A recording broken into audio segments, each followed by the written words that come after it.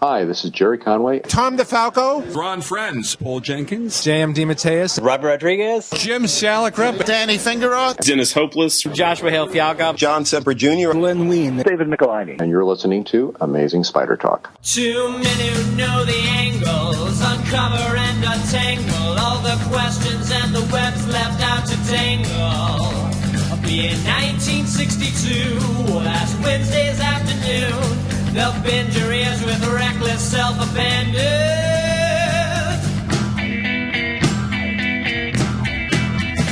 The Amazing Spider Talk. The Amazing Spider Talk. Come swing through the air, sit back and prepare for the Amazing Spider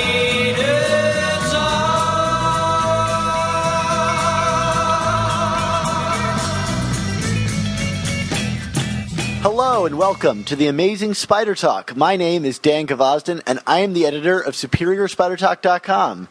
And I'm Mark Ginocchio, the editor of the Chasing Amazing blog and an editor at SuperiorSpiderTalk.com.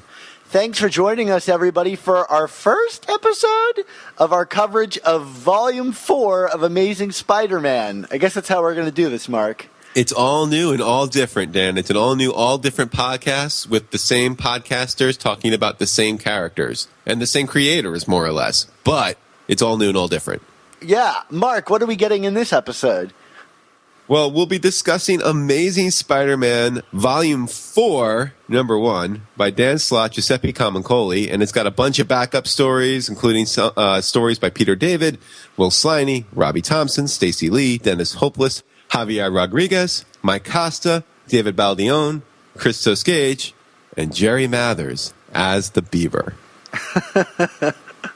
And then we'll review your comments and emails and then talk about some spider news. It's been a while since we've done some spider news. I know, but we got some items. Well, yeah, I guess with all this rebooting and stuff, it's finally time that Marvel can pull back the curtain on all these things. Exactly. You know, even though Secret Wars isn't over yet, but we're rebooting anyway.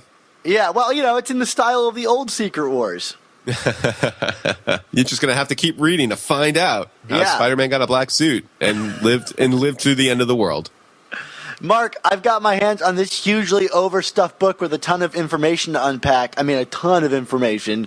So we should get right to it. Our discussion of the first issue of Amazing Spider-Man, Volume 4.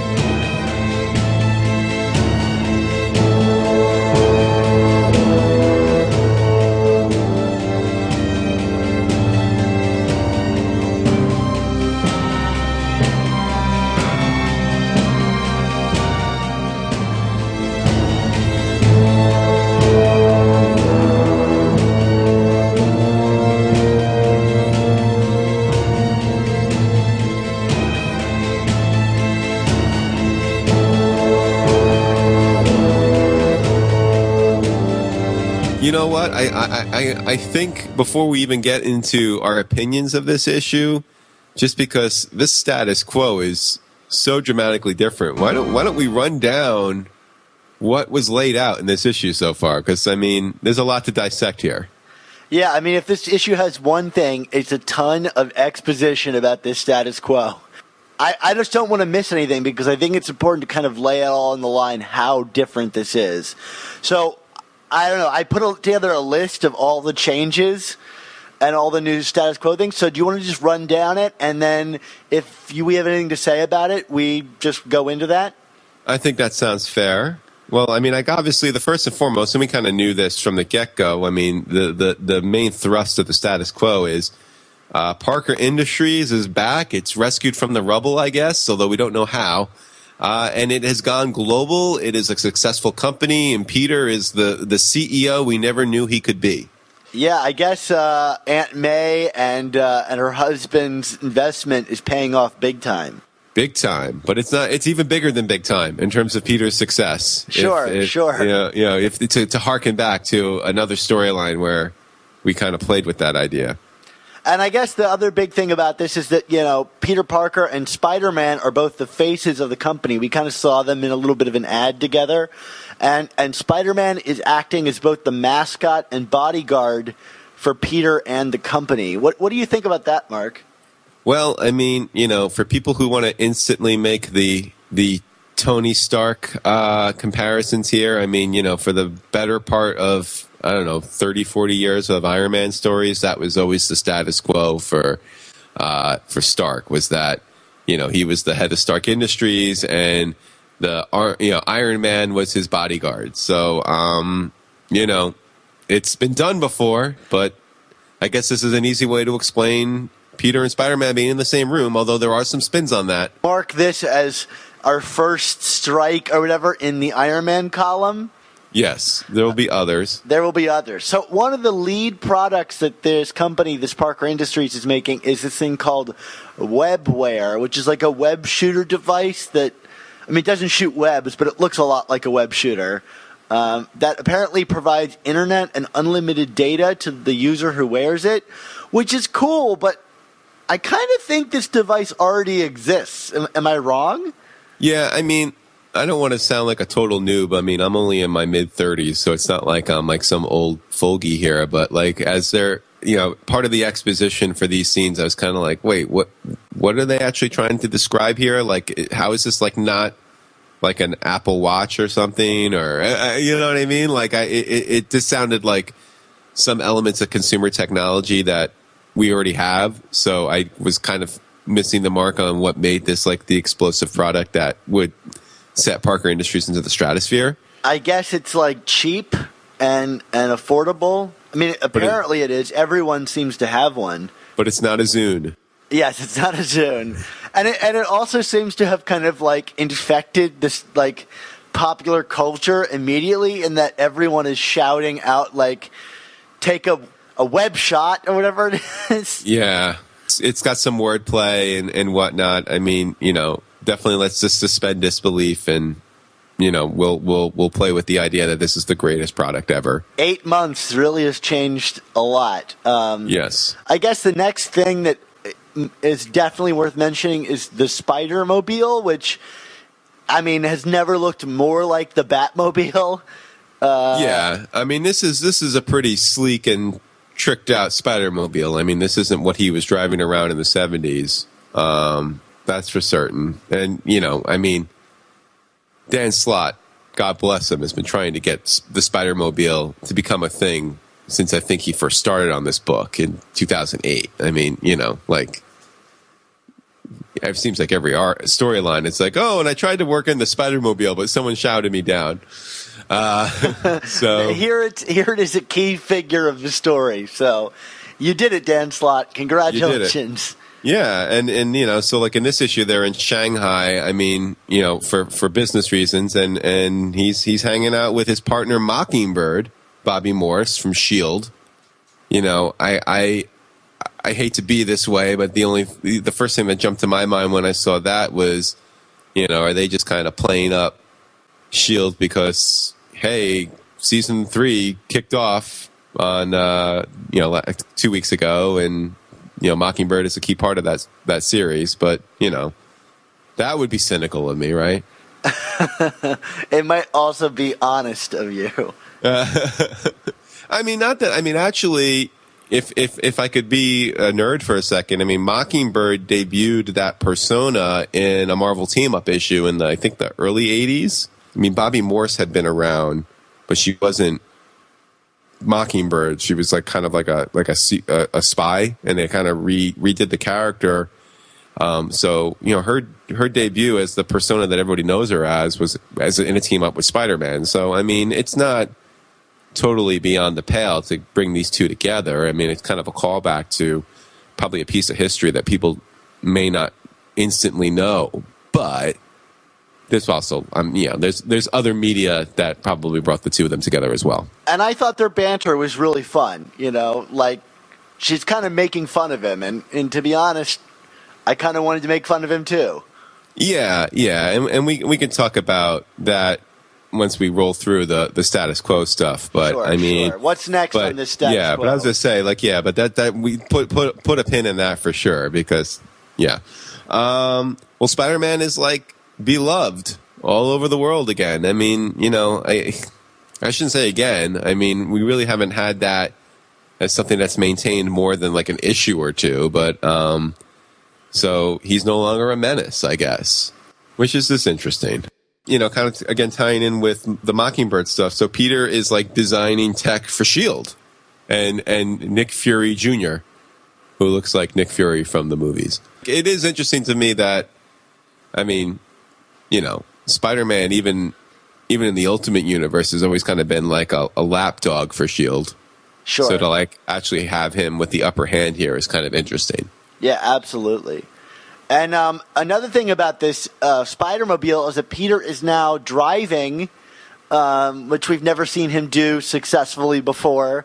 And we find out here that not only did he go to driving school, he also learned to speak, well, at least Mandarin, but I imagine many different languages we're going to be seeing him speak as he travels around the world in this series. Again, 8 months, Dan. 8 months. A lot has changed in 8 months. Yeah, Mandarin, one of the most difficult languages in the world. But Peter is smart. Yeah. Anyone can do it. He is smart. What else we got, Mark? Well, we got these all-new web cartridges that can fire things like Z-Metal to zap his enemies, and he also has like expanding web foam. So, you know, we got updates on the web shooters. I mean, That's pretty standard. Yeah, that doesn't offend me. Yeah. Not that this other stuff is offending me, but I'm just saying, like, that's probably of some of the things we've talked about so far the furthest leap, or the smallest leap of faith here. Yeah, I mean, he's been doing this stuff since his debut. I mean, the anti-magnetic device, you know, any of these things, like when he beats any of his villains, he would often change his webbing around. Electro, he made it like... Yeah, like a less of an insulator or something like that. And, yeah. That's pretty standard for me, and I thought the depiction of it was really great. We have some romance, right? Yeah, well, maybe, or it's just kind of like a fling. I couldn't really tell with this character Lian Tang, who also seems to not know that he's Spider-Man, because she kind of confronts Spider-Man about Peter. I don't know how I feel about this. I guess we'll talk about it in a little bit, but okay, so he's got this fling going on. Who else is in his life here, Mark? Well, you know, we're definitely going back to the past with some of these names here. We got Yao Wu and Philip Chang, who is from that was from his grad school days, I believe. So like the White Dragon arc from the 70s, and yeah, that's Amazing Spider-Man 184 and 185. Yeah, but I think those Philip Chang was also in some Spectacular issues when they were like hanging out in grad school. Maybe he was one of the people that Swarm almost killed. With this giant beehive and giant bees. A Nazi made of bees. Yes, he's the Nazi skeleton made of bees. We always have to fully preface him. Yes. And he has a personal assistant now, too, this woman, Min Wei. Well, you know, I guess we couldn't use Anna Maria, right? Because she's more than an assistant. Yeah, I guess so. So, yeah, we got more characters. I mean, we'll see if these are characters or just, you know, more bodies in a story. But disposable bodies. Yeah, there you go. And then we have the Uncle Ben Foundation. Speaking of disposable bodies. There we go. Uncle Ben. When in doubt, invoke the saint of Forest Hills. Yeah, an Uncle Ben Foundation seems to be that Peter is giving back to the community. You get this image of Uncle Ben that seems to be from that final Ultimate Spider-Man 160 variant cover where Uncle Ben is like walking hand in hand with Peter into death. Right. Did it remind you of that? Yes, it definitely was like, yeah. I mean, who is this child that he's hugging? So weirdly cartoonish child. Yes. But yeah, so it's like this, I guess, giving back where he's like giving his webware device and stuff to like kids that can't afford it. So that's kind of nice, I guess. Yeah, and he makes a point multiple times in this issue talking about how little he's getting paid, and this is how he's giving back, and et cetera, et cetera. So, did you find it odd that the foundation was named the Uncle Ben Foundation instead of like the Ben Parker Foundation? I don't know if I found it odd. I mean, I know that he's not everybody's Uncle Ben, so that's not technically true. But it's kind of playing with the convention. It's very meta in that, to people who follow the world of comics, everyone knows who Uncle Ben is. So it's kind of like, everyone has their Uncle Ben moment, so to speak, So I guess this is kind of like a cheeky way of playing with that, like he's still the Uncle Ben to the world, even though he's in, if this was actual real world, it wouldn't make sense. All right, yeah, you're selling me on this. Did I win my no prize? Yes, you did. So I guess you mentioned the wages, and there's this comparison being set up where Spider-Man or Peter is now the poor man's Tony Stark, and it's kind of explicitly mentioned in the book. We'll talk about this a bit more. What other interesting things are going on here? Well, Dan, we got, and this was kind of a surprise blast from the past from me. Hobie Brown, the Woo! Prowler, is swinging around town as a low rent Spider-Man. Definitely not similar to Rhodey Rhodes as War Machine and Iron Man, right? No, Totally not. not in the least. So That's the next check in that column. I'm going to say, if you're keeping score, just check that there. Rhodey Rhodes, Hobie Brown. And this is not unusual for the Prowler, considering he's dressed up as Spider-Man before. Yes, during the Ramita Lee years. And have there been other issues too? Has Slott played with this convention in the past? Not that I know of. I think this is the first of Hobie Brown we've seen during Slott's run. Yeah. Now Hobie Brown is completely different in the Ultimate Universe, right? Yeah, completely different. He's what? He's Miles' uncle? Am I remembering this right? Or No, well, Hobie Brown doesn't exist, but the Prowler does, and that's Miles' uncle, yeah. Gotcha. Okay. Here's another character, not so much from the distant past, but from Dan Slott's past. Max Modell is back.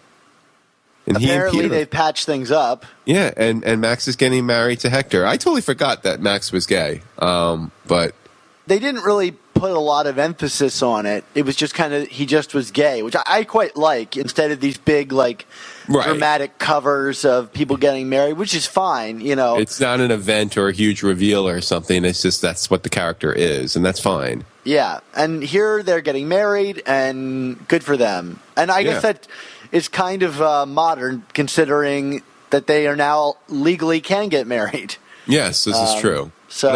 But I guess you needed to bring Max back, and again, we'll talk about this in a little more detail, but I mean, it does help provide explanations for things in terms of how Peter is kind of creating all this great technology, right? I mean, I think you kind of need someone with Max's knowledge base to be in the background here, right? Yeah, sure. I mean, and Max is running the West Coast branch of Parker Industries, which Peter, for a wedding gift, renames it Horizon University. So I suspect maybe the West Coast branch is like an institution of education of some sort, right? As well as a kind of place to create tech. Yeah, I mean, if we really want to get crazy about it, we could talk about how, like, the Avengers became like the West Coast Avengers that Iron Man oversaw back in the day. But maybe that might be reaching. Check 3 or 2.5. 2.5. And the last big thing here, Mark? Yes, Sajani. And I always say that name wrong, so I'm sure I'm going to get an email about it. She's still around, and we'll talk about that as well, because this is definitely, of all the things, probably something that bothered me the most, but we'll talk about that. And she's running Parker Industries European branch, because apparently we still need someone around to try and destroy Parker Industries. Check that box. Yeah. Are you willing to destroy Parker Industries? Great, you're hired. Yeah, I mean, can you cause drama and conflict in this book when, when normal superhero drama and conflict won't work. Okay, you're in. So that was a huge list, and I have to say, Mark, I think this might be one of the biggest shakeups, not just of Spider-Man, but of like a major character from the big two, Marvel and DC, that I've ever read.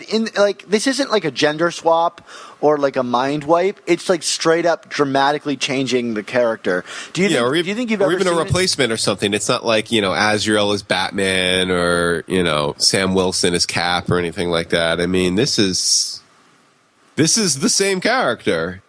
But at the same token, and we will talk about this, there are definitely some inherently Peter things going on here. But in terms of like the biography and the stats, so to speak, the back of the baseball card, if you want to go there, this is like looking at two different series. I mean, Dan, before we got on the air here, so to speak, I think I said to you, this is like, to me, this almost feels like a what if story if what if stories actually were considered part of true continuity. Yeah. Because this all counts. This is, there is no reset button on it. Well, I mean, they'll reboot it in a year, but this counts. You know what I mean? Like, this is 616 or whatever this universe is now. We'll get that resolved maybe at the end of November, December. So I wanted to ask you this. This comes to like a topic I wanted to discuss on the show outside of our review, is that can a radically changed Spider-Man still be Spider-Man? It's a great question. I think as long as there are some traits that are still true to Peter and Spider-Man, I mean, like at the core of this book is still that old mantra: with great power comes great responsibility. You know what I mean? Like this is very much what that is. He has used these new, I don't know if you want to call them gifts, but success to, the phrase he uses, I'm not here to save the world. I'm here to make a world that's worth saving. And I think that's kind of an analog to me of power and responsibility. Wouldn't you say? Sure. And I guess the big question here is, like, when we talk about this, is we have to kind of define, like, what we think a Spider-Man comic is, if we think it should be anything, because there's really nothing saying that these characters can't be radically changed, but like in order for us to feel satisfied, does it need to fall back on the great power, great responsibility mantra? Like, does that need to be at its core? Can there be books that look the other way of that? Can there be books, like we're totally okay with there being books where Peter isn't the main focus, right? We've had Dr. Octopus be the character here, as the starring character. And to me, reading this book, it really made me think, what is it that makes a Spider-Man comic if you can change all of these things? And I think maybe you're hitting on it. It is that core moral theme that runs through all of it. Yeah, because there are other people, we've talked about this in past episodes. The infamous Marvel retreat where, what's the core characteristic of Spider-Man? And some at Marvel said youth. And that's obviously not what this is at all. This is as anti-youth as you can get. This is very like middle-aged Spider-Man to me. Yeah, I don't understand how this change doesn't age the character in the way that like marriage doesn't, Oh, yeah. That's and look. I without getting. Yeah, I don't want to get into that debate. We just had a mini series that also kind of debunked that whole thing. Not that I thought that Renew Your Vows was the greatest thing ever, but there was an effectively told story with Peter, Mary Jane, and a child. So let's just call it what it was. We wanted to change things up, and that was that. The marriage was the sacrificial lamb. But just like I think here it's like this is very similar to One More Day and Brand New Day, and that I think it's like they want to do and Superior Spider-Man in that regard too. Like let's do something new to do with the character. We need to change things up, go in a different direction. but how do we do it in a way that doesn't completely betray who Spider-Man is? What are the characteristics we keep coming back to? And it's not youth. It's not. I mean, I know you would say this, and I tend to agree with you, but it's not reflected here. That everymanness of Peter, and I do. That does depress me. That's not as core as it used to be.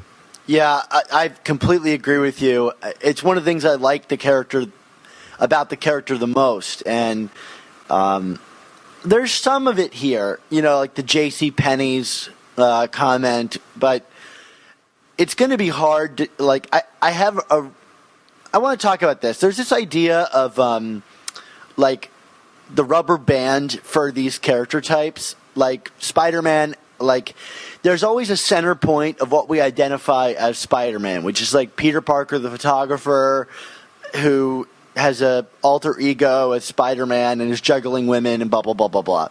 And that can be pushed in many different ways, right?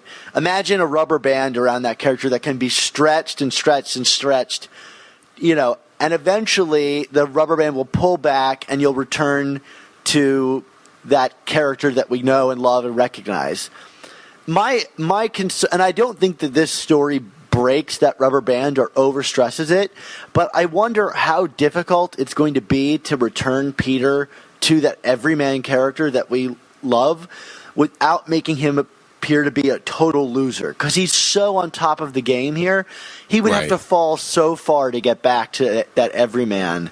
It just seems, and maybe this is the new direction for him. He's going to be a global character from now on. I tend to not think that that's the case. I don't think that's the case, because I think that even, and I don't disagree with you about how do you bring him back down to earth in a way that doesn't completely destroy the character in a bad way.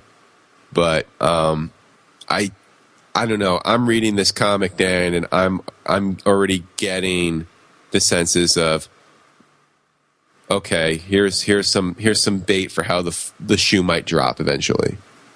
Yeah. Like it's just, there's things, and we could talk about them now, or we could table it and talk in a few minutes. But I mean, like, there are things here that suggest that either by the end, by the next reboot or whatever. I mean, I think we've talked about this. We got to almost think of these books now as television series, and at the end of every season, we reboot and start again. So, figure next fall we'll be rebooting something again. I think that I don't see this being the status quo in a year. Yeah. One of the things I want to talk about is, if this isn't going to be the status quo in the year, is how many of these kind of changing of the characters can you do without it kind of creating this like whiplash? Like, I have to admit, I love when characters change. It's why I read Image comics, and like a book like Invincible is that these characters are allowed to grow in a way that I feel like Spider-Man hasn't been allowed to grow. The kid being undone, the marriage being undone. These are all like a company trying to maintain, this character in a certain... this ageless character. Right.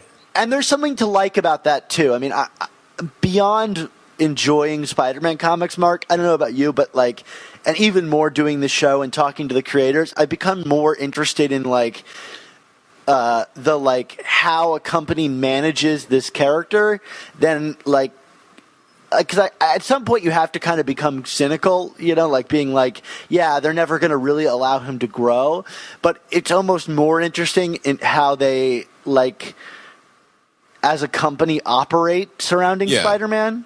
And the fact of the matter is, Dan, it's become more complex over the last 5 or 6 years, because you have now other corporate interests that are involved. It's not just Marvel Comics anymore, I mean, it's Disney, it's ABC, it's Marvel Studios, it's Sony, it's, what I mean? It's there's so many mouths to feed, so to speak, in terms of managing this character, that and they have to be mindful, and it does become very precarious. Which is, I think, why this change is so interesting, because it's so not Spider-Man.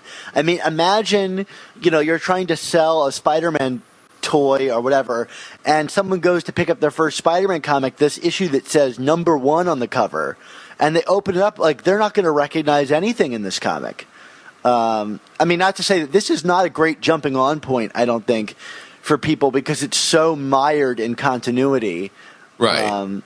But well, yeah, kind of remind. I mean, not totally similar, but it does kind of remind me how, like, I always found it interesting that the October after the first Avengers movie came out was when Hickman started writing that book.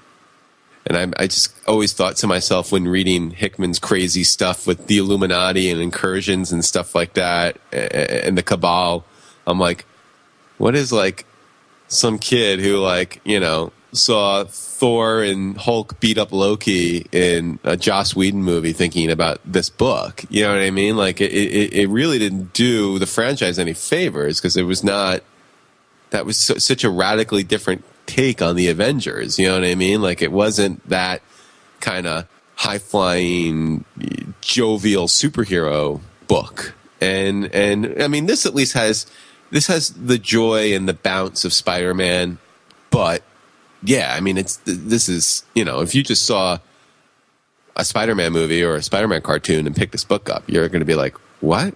Do you feel like this change to the character, can you accept it as an authentic, like, earned change? That's my sigh of indecision. Because I want these characters to change. And I read this and I think, what a bold move.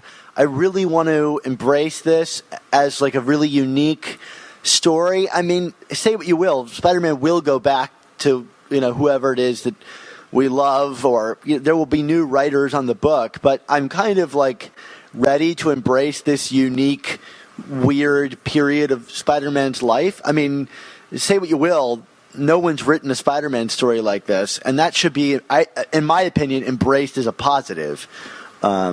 Yeah, but I'm having trouble accepting it, though. Yeah, I mean, you know, and not to be glib about this, but what is even earned in comics anymore? Especially Big Two. You know what I mean? Like what is truly, you know, in terms of change, what is truly earned? I mean, actually, somebody on Twitter had tweeted at me a panel. It was the scene where Peter and Mockingbird are talking about the whole "no one dies" thing, and he's like, "Well, it's not about no one dies, but it's me." How does he word it? It's I have to save people any way I can, or something like that. Yeah, I'm just going to do the best I can with what I'm able to do, or something like that. And someone was like, "That moment wasn't earned," and I was like, "Yeah, that might be true, but, like, there's a lot in this comic where on face value it isn't earned, but it's like it you almost, like, with a book like this, you just kind of have to go into it without those predispositions. You know what I mean? It's like you either, and I would say Superior was like this too, Dan. I mean, it's like you either accept it and see where it goes, and see if within the new set of rules a good story can be told, and that feels true enough to the character. Or you just say, no, I'm not having it. You know, like I think it just comes down to that. It's and you know, I've been reading comics for almost 30 years, Dan. I mean, like, I'm not going to get caught up in any of that anymore. You know what I mean? Like I don't have ownership of these characters. You know, like, and if that makes me a bad fan, so be it. But it's like, I'm not going to sit there and say, the character has to be this, it has to be that. You know, physically, emotionally, whatever. There are certainly core enough things that I'd like to see maintained. But if you're going to do something different, then do it well. If you do it well, I'll like it and read it and commend you for it. But if you botch it, I'll call you out on that, just as I do when it's within the true confines. I mean, you know, we got a regular old friendly neighborhood Peter Parker in Volume 3. And the fact is, we thought most of those issues were subpar. Yeah, are worse than subpar. Yeah, I mean, you know what I mean? So, I mean, looking back on that stuff now, anything positive I had to say, I've totally forgotten about those comics. I mean, none of it stands out in my mind. I like, my takeaway from that run of 18 issues was interdimensional stuff, and Black Cat had a thing, and Silk was introduced. Silk and Spider-Verse. I mean, and Black Cat. Those are the big takeaways of that. Of 18 issues. Yeah. Everything else was either highly forgettable or very highly forgettable. And even within this story, it renders it forgettable. Parker Industries was destroyed during that arc. And right. Here, there's no reference to that ever having happened. And I doubt we're going to see Black Cat. I mean, is Black Cat going to be a big player against Parker Industries? No, it sounds like Black Cat's going to have her hands full with Silk. Yeah, which is fine. I think that works just fine. Yeah. Anyway, there's been a good discussion. I mean, am I being too negative here? I hope not. I mean, no. I not at all. I think this is a good. It's a good thing to keep in the back of our minds, and I think as this series goes on, it might be something that we quickly refer back to. Is do we think that this is telling a Spider-Man story still? I mean, we've got some things on the horizon with Doc Ock and the Green Goblins and stuff that I think will probably land it back into Spider-Man familiar territory, right? With a few more gadgets. But yeah, I mean, as far as Spider-Man stories go, this is one of the most out there that I've ever read. You want to talk about this actual issue? We haven't yet? Well, we have, but let's get into some of the things that happened and what we thought worked and didn't. Okay, I think that's good. I guess I should just say, and this will be reflected in the grade, my final grade. I liked this issue. I didn't think this was bad. No, me too. I quite liked it. It's just I'm coming to grips with what it is. Yeah. It's I enjoyed it more than I thought. I think that throughout his career on the book and its associated spin-offs, Dan Slott has shown a knack for writing very good opening salvos to his arcs. He sets up the right amount, brings in good elements. I mean, the opening scene here to me is with the chase scene in Shanghai. I mean, this was great. This was great. It was a great way to weave in all of the new information of this arc in a way that was also fun and comic booky, right? Yeah, absolutely. And I think, we're going to talk about the art later, but I think a lot of that goes to Giuseppe Camuncoli. I mean, his layouts. This is an artist. You want to talk about an artist growing. Yeah. I couldn't fathom Camuncoli creating a sequence like this when we first saw him on the book. I mean, we used to talk about his vertical slices. I haven't seen vertical slices in years from him now. Right. He's completely reinvented himself as a artist, I think.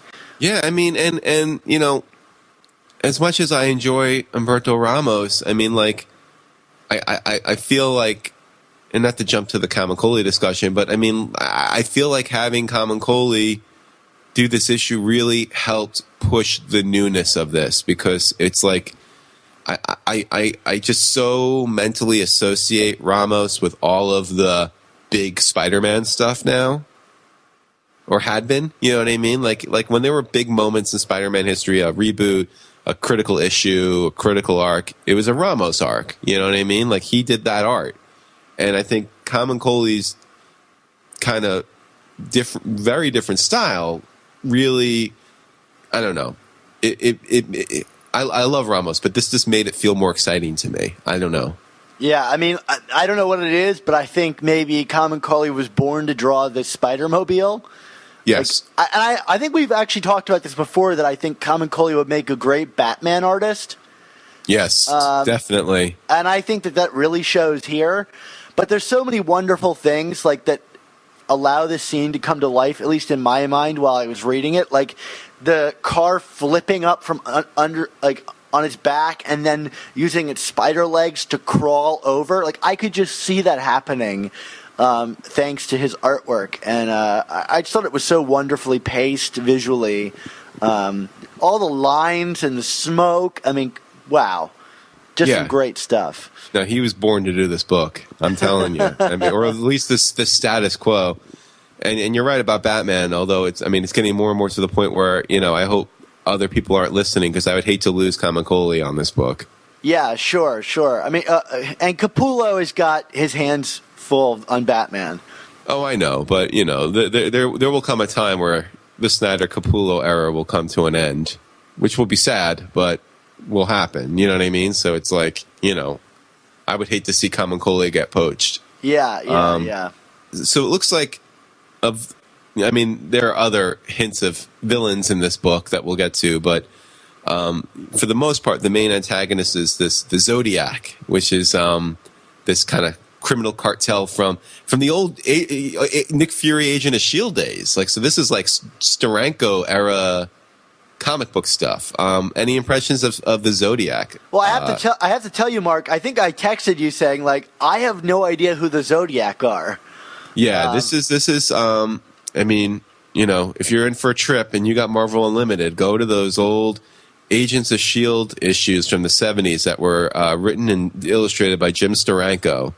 And there's, the opening arc on that series is Scorpio and the Zodiac. They're like the main antagonists beyond Hydra for Fury and S.H.I.E.L.D. I did like how they were portrayed, though. I loved the, like, poison-filled tooth thing and the giant stingray ships. I thought it was a lot of fun. Do I think that they're like a worthwhile villain to Spider-Man? Not really. They're kind of throwaway. Well, I mean, they're kind of like Bond villains. You know what I mean? And sure. But that's what this book kind of feels like right now, right? I mean, it was a good pairing. Yeah, I mean, like it works because of this. Is it work? I mean, if this was Amazing Spider-Man issue 262, would I want to see the Zodiac? No. But, given what the status quo is, it works. Although I will admit, I felt that Slott got a little overzealous with some of the banter from Peter in this. Like, and I know you're going to disagree with me. I was not a fan of the Craven's nipple call line. I just thought that was a little over the top for me. It just felt a little too, like, come on. Yeah, it might be, but I have to admit that I, like, laughed a good hard laugh when I read that. Right. I just and we talk about what makes it a Spider-Man story or something. That's just a line I don't hear Spider-Man saying in my head when reading it. I think you might be right, but it's hard for me to discount how hard I laughed reading that. And you know what? If that's the point, then that's the point. But it worked to a certain degree for me, I have to admit. Especially partnered with that full-page splash. Like, I was like, really? This is the line you're putting with a full-page splash? I thought that was just a funny pairing. Right. I guess we'll need to see more of that then, What stood out to me as, like, distracting was all the people watching this event. Like, their city is getting destroyed, and they're, like, potentially dying in car accidents, but they're too busy, like, Parker scoping and, like, which is a word I never thought I would ever say. And, I think Dan Slott, I think this is true of a lot of writers, especially in movies where you kind of have, like, these faceless crowds that shout dumb things. I mean, I think even Spider-Man 2, the movie I love so much, has, like, the, like, corny go Spidey go stuff, which we see repeated here. Oh, yeah, absolutely. I don't know. That stuff never works for me just because, like, I feel like most people in situations like that would be just outright terrified of dying and getting caught up in this melee. But you know what, though? But that's I disagree with that now. Like 10 years ago, maybe, but I feel like smartphones and social media have changed that. I mean, like, did you see this video about the mac and cheese kid at UConn? No, I didn't. What is this? Oh, my God. Okay. I guess this was an East Coast thing. So there was someone posted this YouTube video. This 19-year-old student at UConn goes into, like, the student union, and he's drunk. He's carrying an open container. And the manager of the cafeteria was refusing to serve him because he was, 19 and drunk and acting belligerent. And the kid starts, like, berating the manager. Oh, he's like, I just want some mac and cheese. And he's like pushing the manager and like, and this video goes on for like 9 minutes before finally like security comes and takes this kid down. But it's like, all the students are just standing around with their phones out, videotaping this kid and snickering. And you're just kind of like, this is what society is right now. It's like, let's just stare and, hope that this kid who's, under the influence and like getting increasingly belligerent with this school worker isn't going to do something crazy. And if he does something crazy, I have it on video. It sounds like that New York Post cover with the guy who fell on the subway tracks. Mm-hmm. I guess you're right. People are willing to put themselves in danger's path in order to.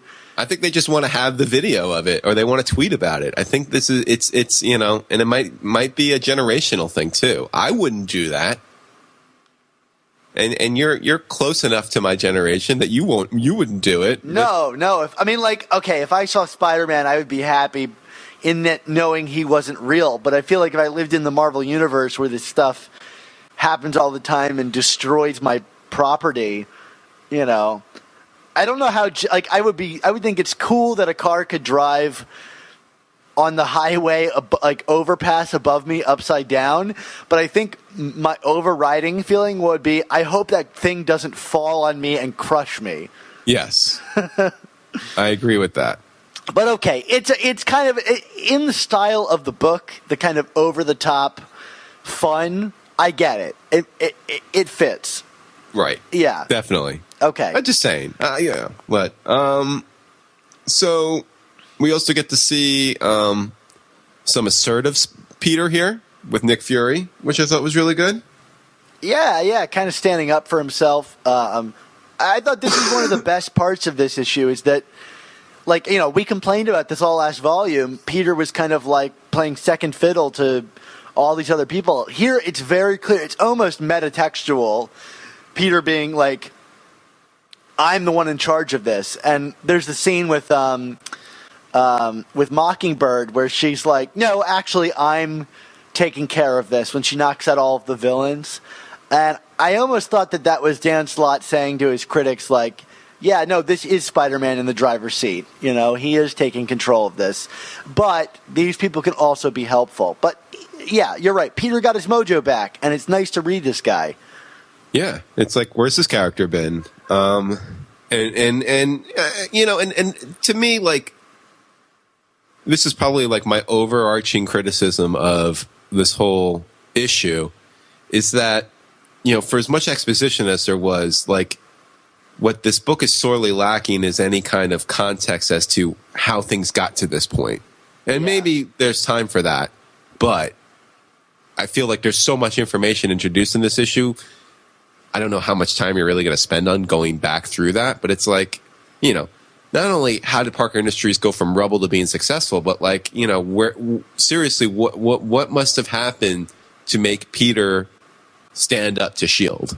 and to kind of like argue the merits of his mantras to Mockingbird, who's making fun of him, and he's even kind of like, yeah, I know, it's kind of goofy, but he's still being assertive about it. You know what I mean? Like, he's like, no, this is who I am. This is what I'm doing. Like, make fun of it all you want. This is what I want to do. And it's kind of like, yeah, damn, where's this guy been? And what got him to this point? And I don't think we're going to get that question answered. I don't know. I suspect if you asked Dan Slott how it got to this point, he would say Spider-Verse, where Peter proved himself to be a leader. Whether or not we believe that he did, like, the narrative there ends on the note that Peter's saying, oh, I am a leader, and I can do this with Parker Industries. And I suspect the only reason he didn't, in the context of the story that Dan Slott is telling, is that Sajani and the Ghost tried to sabotage him. And maybe he has the world's best insurance policy. But I suspect that, like, if we don't get an answer, like, that is kind of how the writers would justify this. Yeah, that's totally fair. So let's talk about the girlfriend stuff. Yeah, this happens right after he kind of gets made fun of by Mockingbird. And this is, we have to say, like, this, I mean, you people that are listening probably read the comic, but this is Peter in his Spider-Man costume. So we get this girlfriend character, Leanne Tang, who she's not introduced as the girlfriend. She seems to be involved in this kind of tech and Spider-Mobile-ish stuff. I got the immediate vibe that she was kind of like a Lucius Fox character. Yeah, but there's also kind of and I don't mean this in a derogatory way, but almost like a Bond girl element to her. You know what I mean? Right. Well, she takes the helmet off and throws her hair around. Yeah, it's like this is the woman of the moment. You know what I mean? I mean, it could be someone totally different next issue, in my opinion. You know what I mean? Like, yeah, and the cover can kind of play into that too, right? The cover of this issue has him with Peter with his arms around two women. Yeah, because there was also some weird stuff with him and Sinjani in this issue. Yeah, although I don't think it was trying to play that way. Yeah, but it could have. It could have. So it kind of implies that maybe this is the new way that Peter handles women. Yeah. Which, okay, fine. He's in his 20s. He wouldn't be the first bachelor in his 20s to loosely handle women. But it was just but with the Leon Tank stuff, I felt it was a very awkwardly composed scene. I don't know what it was truly trying to accomplish, because if it was kind of trying to demonstrate hey, look, he's free and loose, and the whole multitasking thing. Yeah, it didn't work for me. I don't know. Yeah, I don't really know what I'm supposed to take away from it. Except that okay, here's another dumb character that can't make the connection between Peter and Spider-Man. You know what I mean? Yeah. And that's not, anyway. So we got Hobie Brown back in the book. We talked about this a little bit. Did you have anything you wanted to add? I do like it. Hobie, I've always liked Hobie as a character. So, him kind of coming, and I like that they at least acknowledge, there was that one scene when the Zodiac's attacking. It's he can't handle himself to that extent. You know what I mean? It wasn't like they all of a sudden made Hobie a superhero.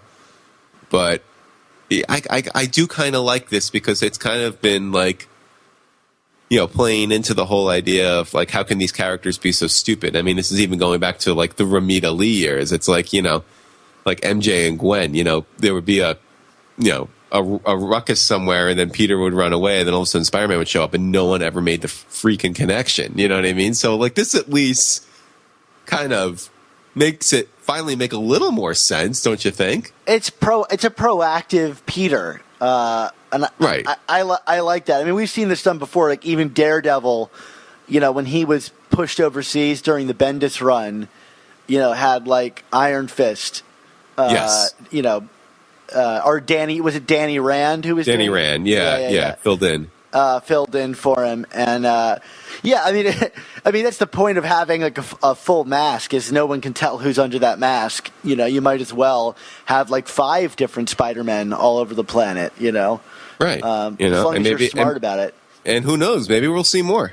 Yeah, I would like that. I like this thing. I liked the scene with Peter at the wedding, kind of fighting alongside Hobie as if he was instructing him. Right. I thought it was a wonderful moment. So I'm all about this. And Hobie, I thought, had the best line in the entire comic, which is order the chicken always and get the fish. Yeah. I thought that was really funny. And I like that Hobie is being paid more than Peter is, because he's kind of putting his life on the line just to keep this thing going. Yeah. Oh, yeah, definitely. But I really have a lot of respect for kind of dusting the mothballs off this character. I do hope that he is a true part of the supporting cast here, because I want to see where they go with this. Speaking of supporting cast, I don't want to get too deep into this, but I was suspecting that we would see an appearance from Clayton Cole. Yeah. And I imagine we probably will. Or Aunt May or Jonah. That's true.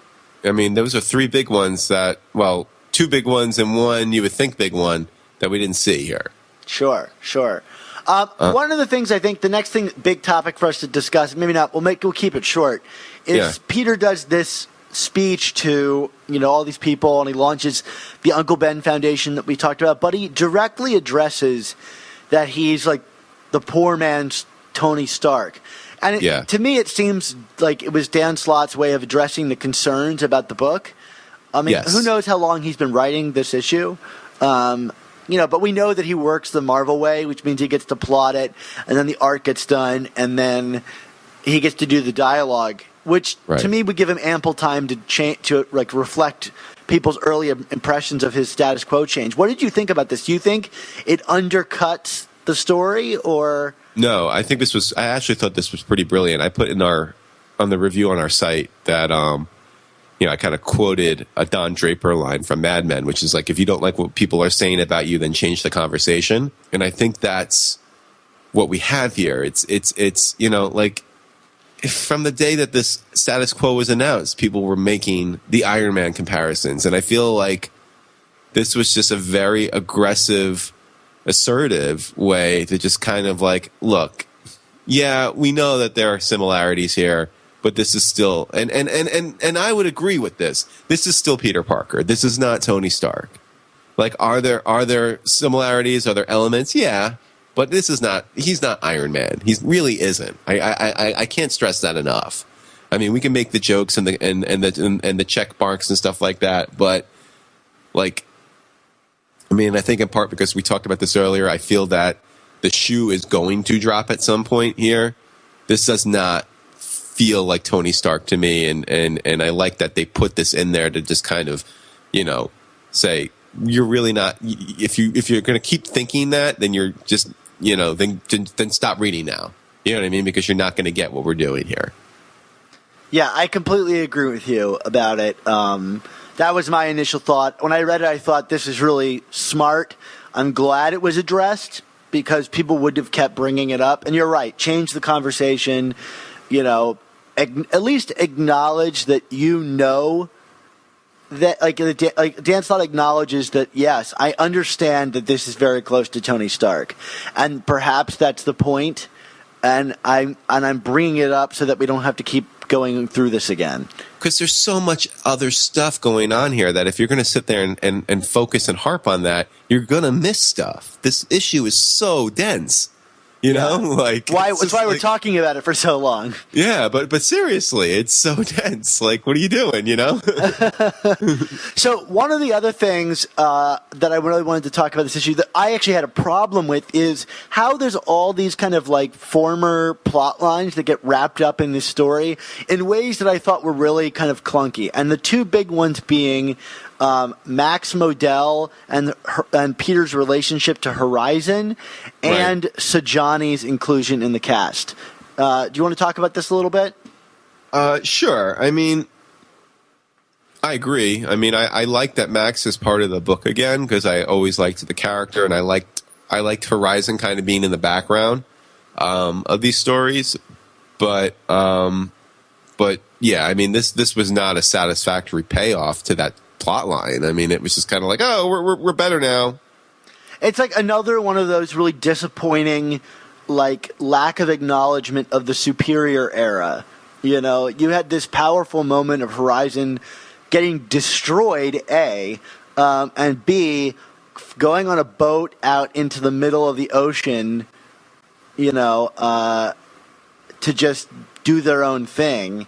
Right. And now they're just working for Parker, and bygones are bygones.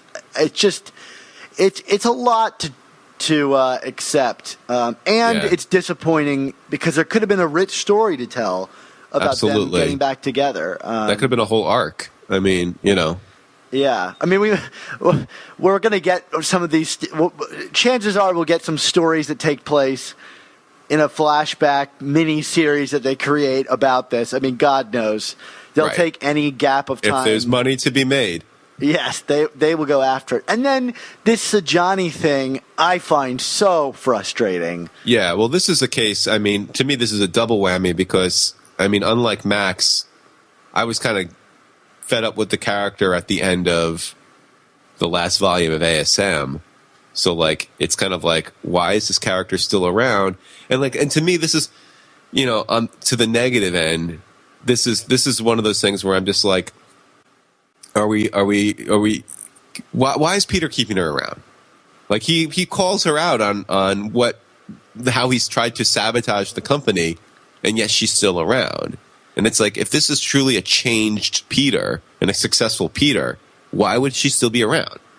and the fact that he does it in one panel and then like wraps it up by saying like, "I'm glad we had this talk." I was like, okay, like if he's meant to like, I could see it playing if he had like kind of gravitas, like he was like, you know, when your boss comes to you and is like, "Hey, you kind of screwed this up. I'm glad we had this talk." But like, it's not just a little screw up. Like, she was trying to sabotage his entire company, and did sabotage his entire company. Yeah, no. I mean, like, it's just, you can't have this. I don't know. Like, and this is one of those things where I'm talking about the shoe dropping. You know, it just seems like she's still around conveniently to mess things up when there's no reason for her to be around, you know, like, and I guess, like, you know, they pay it off with the big, huge reveal with the living brain at the end here, but I don't know if you need Johnny there to do that. What did you think of the reveal? Well, of course, I mean, you know, spoilers, because, you know, we haven't already spoiled everything in this issue, but I mean, you know, we see Otto in the face of the living, you know, kind of within the living brain, because, you know, he's acting clingy with Anna Maria. And then we've been calling this, right? I mean, you certainly have. I think I've been like, yeah, that makes sense. I don't know if I mean, at like, first I said Peter would come back to the living brain. And I don't know if Dan Slott's been listening to me or it was just such an obvious choice all along that an idiot like me could call it. But yeah, Otto is back to the living brain instead. And it makes sense, right? Like, the living brain updated himself based on Otto's nanotech in the past. Right. But I gotta say, I'm a little confused because at the end of Spider-Verse, right, you had a moment where the Superior Spider-Man in his gauntlets with the Anna Maria AI, like, set a 100-day timer for, like, the gauntlets to reactivate themselves or whatever, or that AI to reactivate itself. Right. And that 100 days has passed, right? We're 8 months in the future. Right. So, like, to me, reading that, I thought, oh, this is how Doc Ock is going to come back. And now those gauntlets, maybe they'll show up again. I hope they do, because it's just a dangling plot thread. But, like, in my brain, I'm thinking, okay, well, which is it? Like, is he coming back through the gauntlets, or is he coming back through this living brain update? Yeah, I don't know. But we kind of, I mean, I even think when they announced the 8-month jump ahead that we figured Otto was going to be a part of this somehow. You know what I mean? Even regardless of the machinations behind it, right? Well, of course. And it'll be interesting to see how Anna Maria responds. There's kind of a nice little moment where she's like, "You've been kind of clingy ever since you've updated, you know?" Right. And Otto doesn't, like, he looks like the evil Otto that, you know, we're used to. And I wonder what that relationship will be like. Finally, we'll give Anna Maria something to do. Whether or not she falls back in line with her former love, or whether she, like, sees him as a villain now. I'd be curious to see how that plays out. Yeah, definitely. It'll be interesting. It'll be a fun time. What else you want to touch on here, Dan? Well, I think that's the end of the book, except for all of these backup stories. Right. You were kind of short in your speech about them in your review, so I'm curious what your overall thoughts were about these stories. I mean, I did like that they were kind of connected to each other one way or another. I mean, all the same, like, and I kind of felt this when they did this for the first issue of Volume 3. I mean, like, it's really just kind of like restating what the status quo was going to be, which we've kind of already seen Marvel do in various ways. So, I mean, it's like, all right, here's some bang for your buck, but I don't know. Like, it's really just an ad for those stories. Yeah, exactly. And then, of course, we have the Regent, who's kind of like the where all the dots connect. And I'm kind of like, oh, so that's what's coming over from Renew Your Vows, the probably least interesting element of the story. Yay! It's everything you didn't want, and nothing because you didn't ask for it. Here's Region. I do want to say, like, I enjoyed a lot of the little stories, and this kind of piqued my interest for Web Warriors more than I thought I would. I agree. But Spider-Woman, again, remains the standout. I thought this was such a wonderful little story. The art, of course, Javier Rodriguez knocking it out of the park.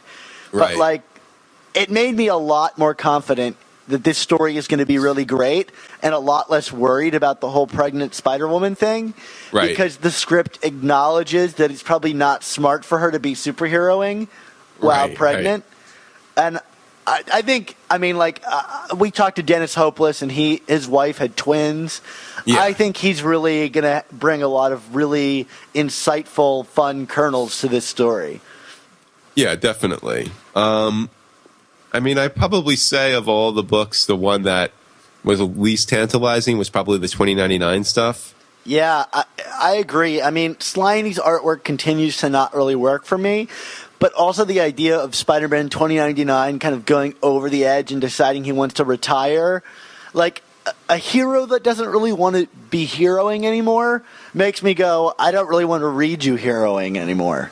Yeah, I mean, and it's just, you know, like, it's unfortunate, but, like, I think the time, the proper time to tell that 2099 story, not this specific story, but a story with 2099 was last year, and they kind of, like, upended it halfway through to tie in Spider-Verse and then Future Imperfect, and you're just kind of like, I like Spider-Man 2099, but I cannot feasibly say if I care about him at this moment. Does that make sense? Yeah, no, I totally agree with you. Like I feel like the iron is ice cold on this character now. And if he's working for Parker Industries now and not with Alchemax, then what is the thrust of his story? It used to be trying to curb the attitude of Ty Stone. Right. You know, and yeah, we're just so far gone from that. I mean, it's like I said, you know, the iron was hot last year. They kind of struck, and then they used the book to service other events. And I just, especially with hotter books like Silk and Spider-Gwen and Spider-Woman, and I mean, you know, like you said, even this Web Warriors book looked pretty cool. You know what I mean? Like it's and Miles in the 616. I don't know where Miguel O'Hara fits in right now. Yeah, me neither. I don't know where this book fits in. It feels very superficial to me. I wanted to ask you one last thing about this issue, because I was unclear about it, but it seems pretty clear in the text, is that once Regent, so he has this company called, like, the Empire now, which apparently has taken over the Vault. Right. Which, I mean, who knows how the hell that happened. But they bring in all these villains from the different stories, which I really liked, that it kind of made those stories feel important in a way. Uh-huh. But we get, like, the Ox and the Walrus, since they have superpowers, are taken away and put in those tanks that we saw in Renew Your Vows. And they say, like, we don't need you to be alive. Did we witness the death of the Ox here? I thought Ox was already dead. I get confused which one of the enforcers are alive or dead. It was Dan who fell to his death. Okay. Well, the original Ox is dead. This is a new Ox. Yeah. But are we watching the death of the new Ox? Like, did you get the sense that these people are dead? I think so, yeah. But then again, we also thought that Peter was dead in Renew Your Vows, and he wasn't. So, I don't know. Yeah. I don't understand Regent's technology. I don't know if the writers do either.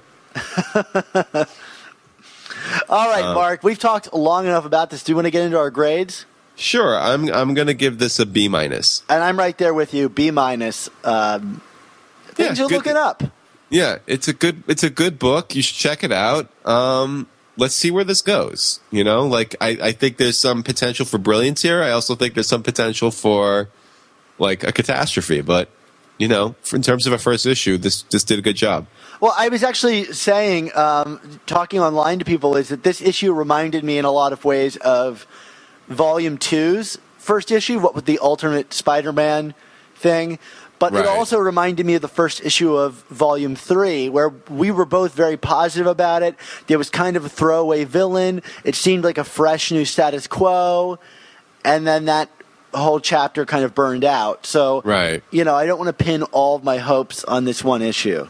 Yeah, I mean, I wouldn't compare it to Volume 2, especially as the person who's like going back to it right now. Because I don't mean in terms of quality, but it was funny that there was like an alternate person being Spider-Man in right. the issue. I see what you're saying, but I mean, let's see. I mean, someone did joke with me that they felt that reading my review felt like someone who was like getting back together with his girlfriend for like the fourth or fifth time, like this kind of like.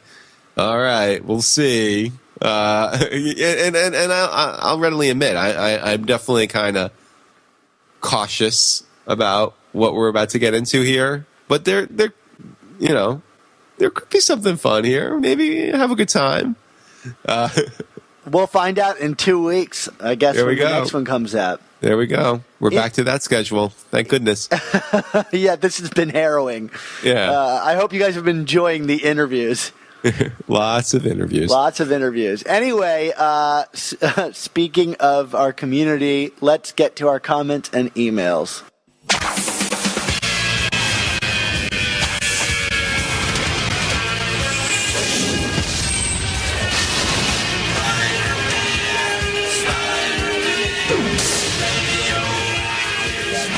All right, everybody, now's the time of the day, or the show, or whatever you want to call it, where we read your comments on iTunes and also your emails to us.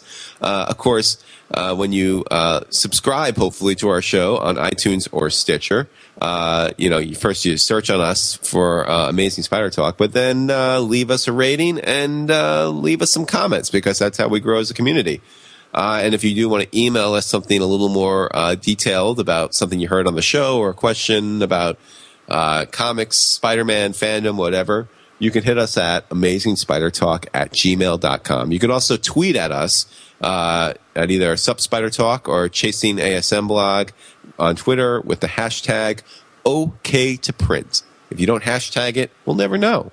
It could just be, friendly banter between two people, right? Sure. But we got a question here from Matt Strott, who is asking, has there ever been a time during our collecting where our faith in the book wavered and we thought of giving up? What are those issues or incidents if it's happened? Dan, I mean, I have a pretty pronounced one, but what about you?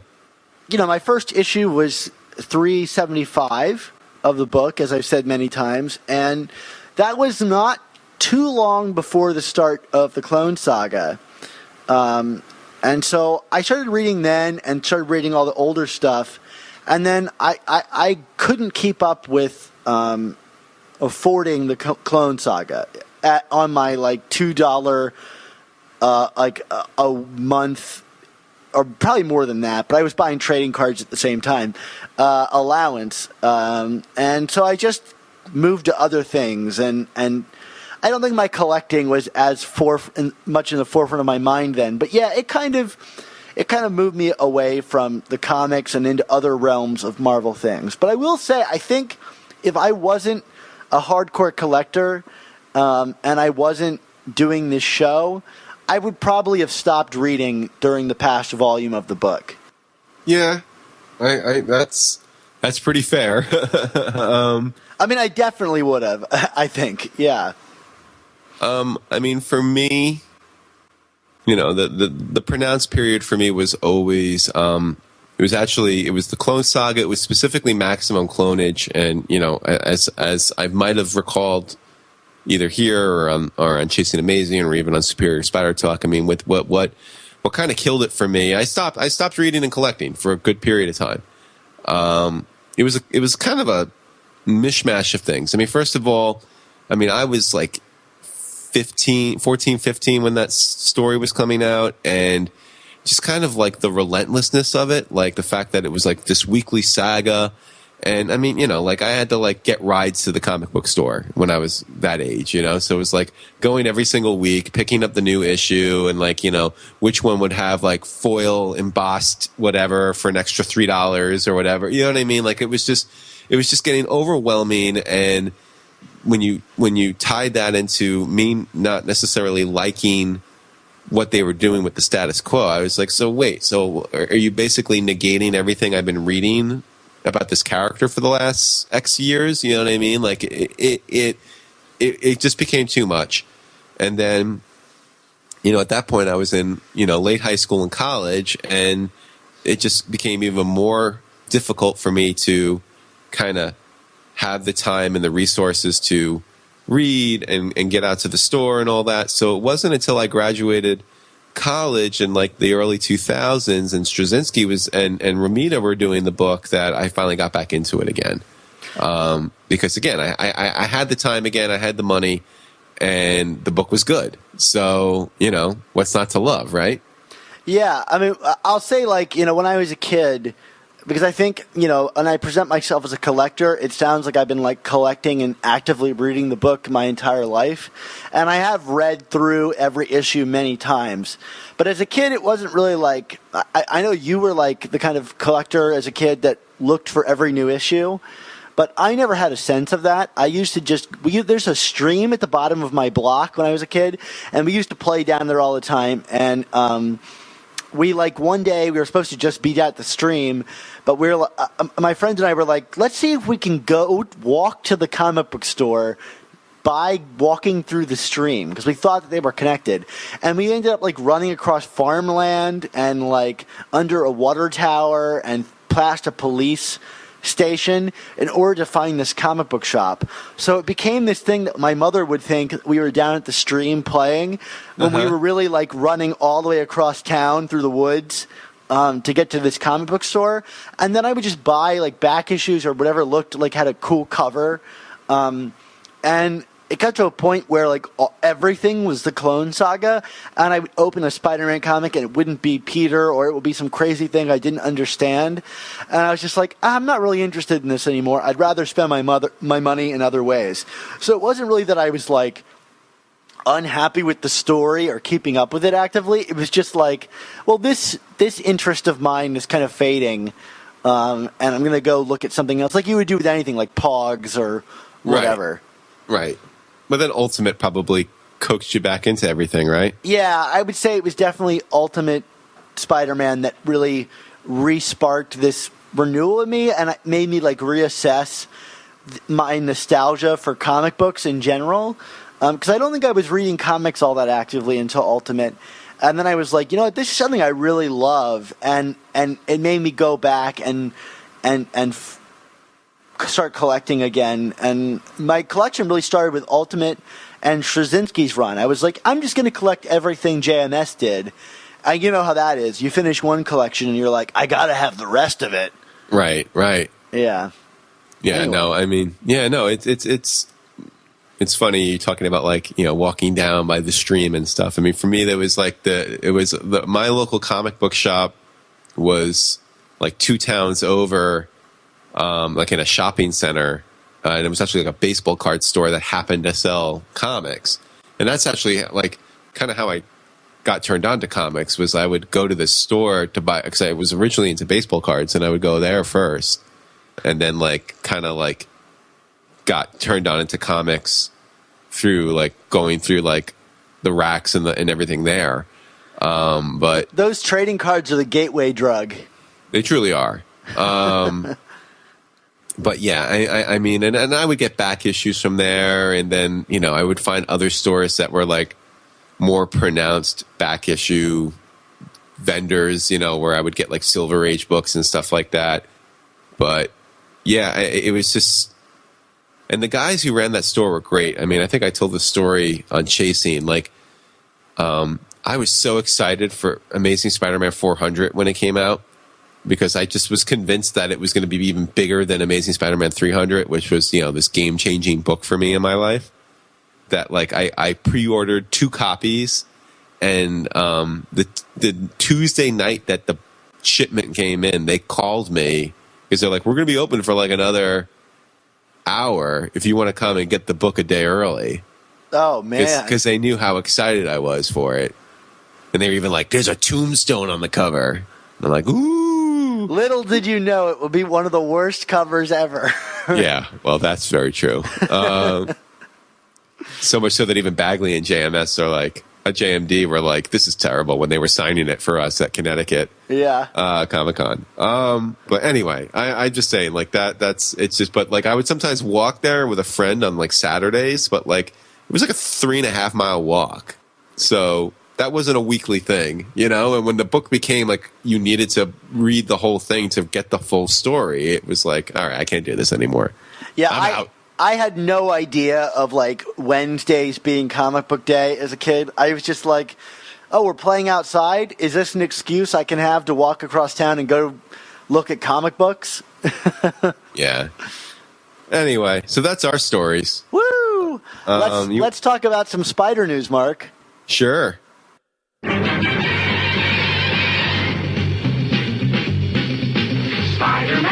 Spider-Man does whatever a spider can. Spins a web any size, catches thieves just like flies. Look out, here comes the Spider-Man.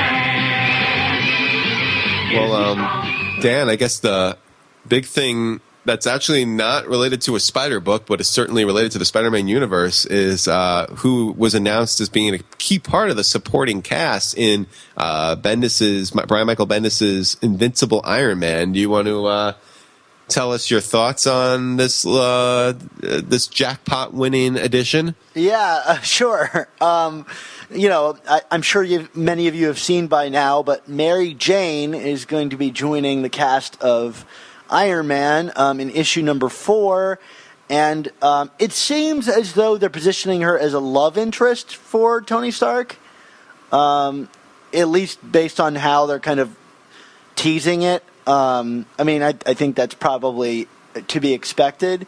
And those of you who read Invincible Iron Man number 1, there's a scene with Tony on a date, so we're kind of getting this dating Tony. And very reminiscent of Peter Parker, and I think I wouldn't be the first person to say that it seems as though the worlds of Tony Stark and Peter Parker have switched. In that Tony is now, Marvel's announced their new figurehead of the company, and he's low on his money, and he's apparently going to be maybe dating Mary Jane. Sounds a little familiar. Mark, you want to add more checks to that column? Yeah, another check. I mean, although this is at least not in the actual Spider-Man book where this is happening, but yeah, I mean, it's interesting. And we've got the cover to the issue. Looks like Amazing Spider-Man 42's famous Mary Jane reveal. Yeah, I mean, I just hope that, and I trust Bendis, but I really hope this doesn't become like something that is regrettable in terms of characterization for Mary Jane. That's all. Yeah, it's not the first time a character has gone into another character's book. That's the whole point of the Marvel Universe, is that everybody shares characters.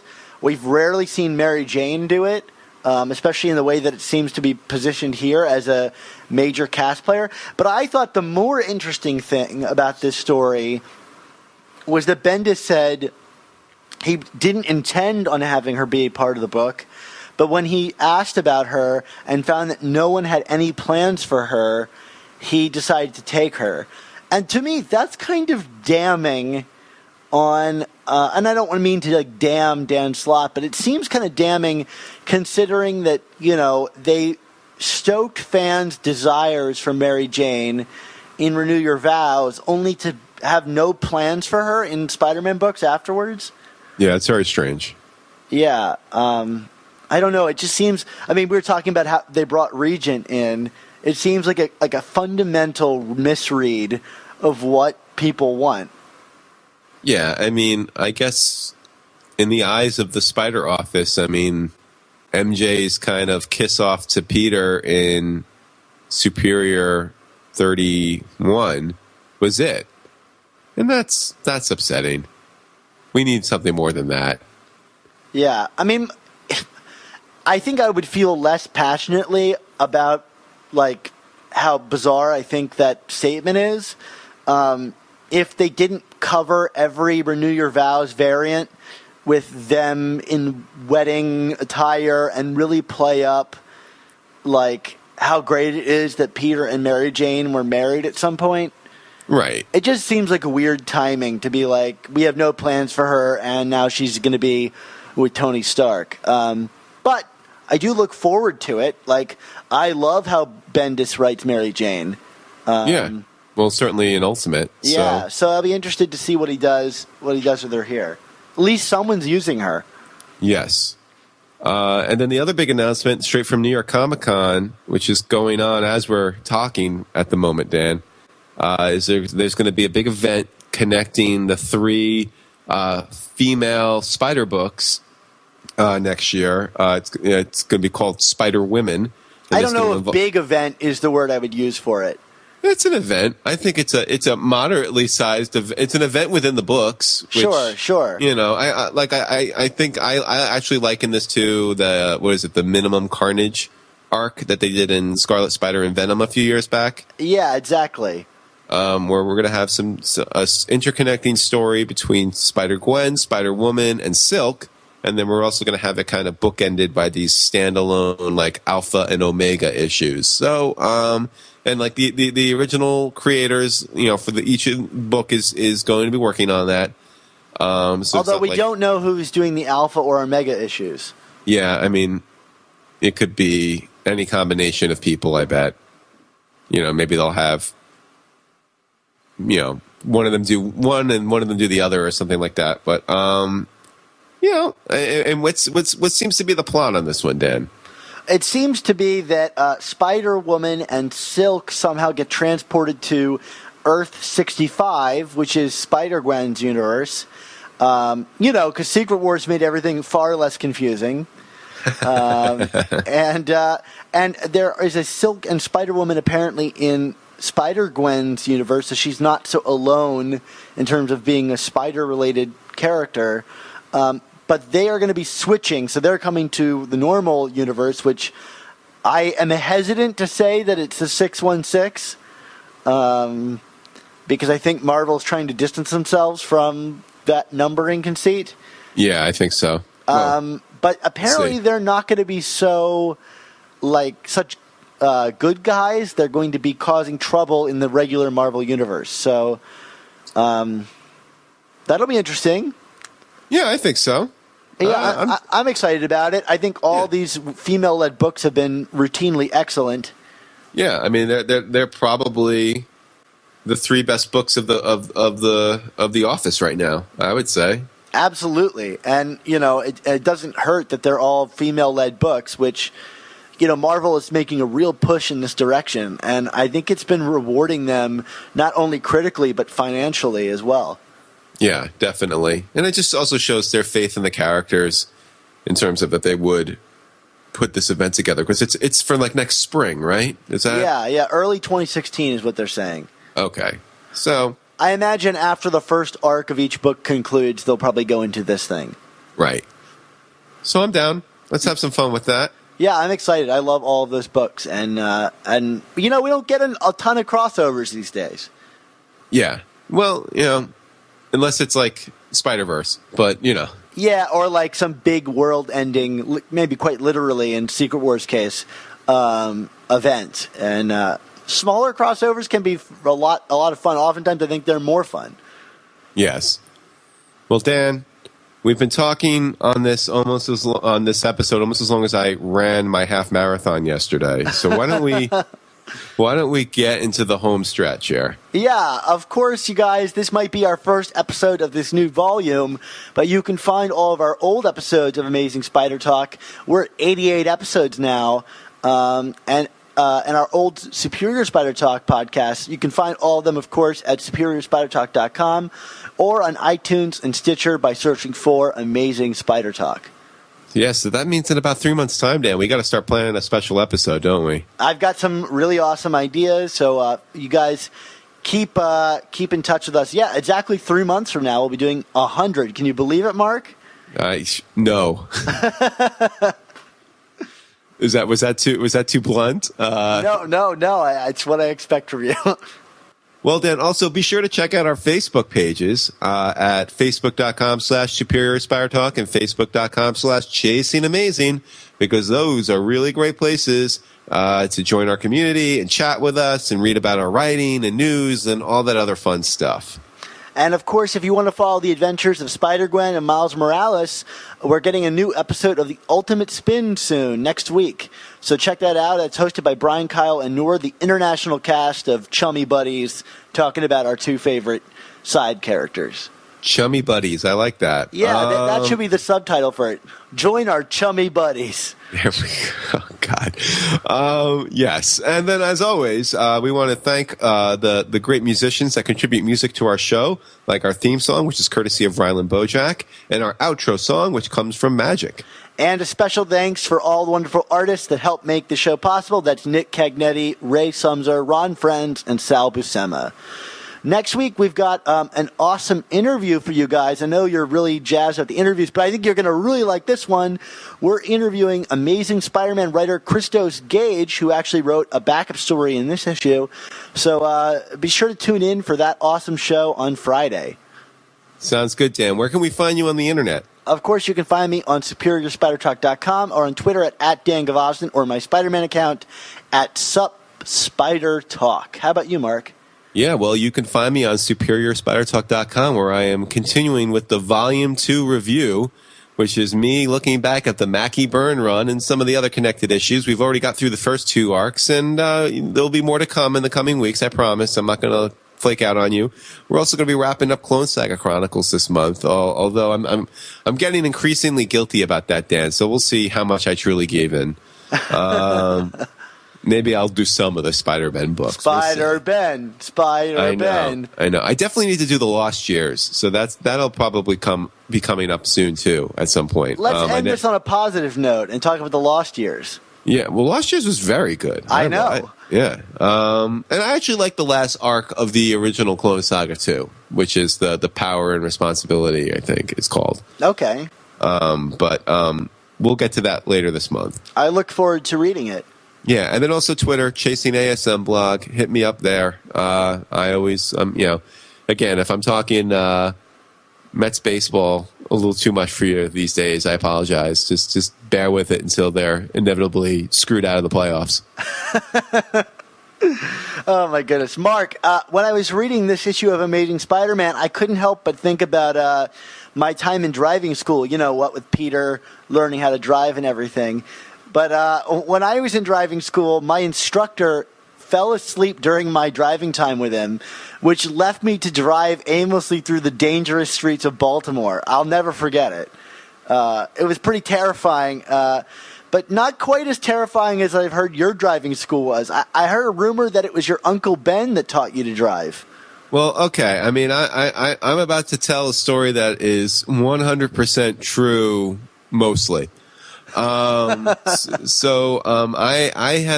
originally enrolled in a driving school at like a private Catholic school when I was growing up, even though I did not attend that school. It was like through church that I signed up for it or something, and they gave me these lessons, and they were fine and everything. And like the whole purpose of signing up for this class was you were supposed to be guaranteed a road test. Through like on like their car and everything, which like they kind of like, so you were used to driving the car that you were going to take the test on. And, so we do all this, and we pay a lot of money to do this class, we being my family and I. And, when it gets time to assign the road test, they initially they didn't assign me a road test. And, my Uncle Ben was pretty pissed about it, so he called them up and lightly complained and asked for a refund if they weren't going to give me a road test. So they're like, fine, we're going to give you a road test. So I get to the site of the road test that day, and I get in the car, and the first thing the instructor says to me is he starts badgering me about not having my corrective lenses on. I had switched over to contact lenses at that point, but I guess my license photo had glasses on it. So after dealing with that, I slowed at a yellow light, and the instructor threatened to end the test right there for putting his life in peril for slowing to a yellow light.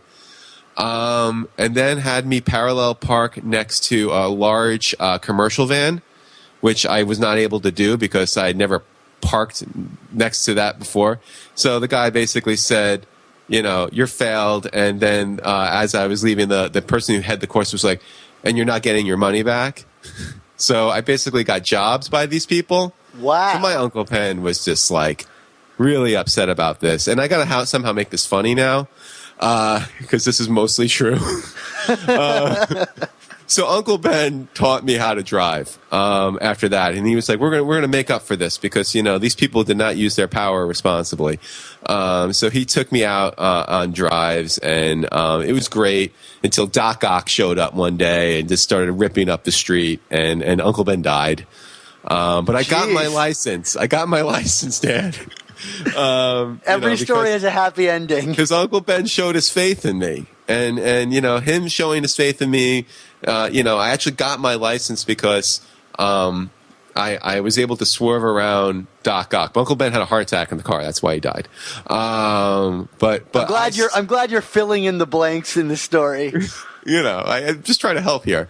And as Uncle Ben went into cardiac arrest, and I was like kind of speeding down the roadway in Long Island. He did remind me that with great podcasts must also come amazing spider talk. Don't miss the next installment.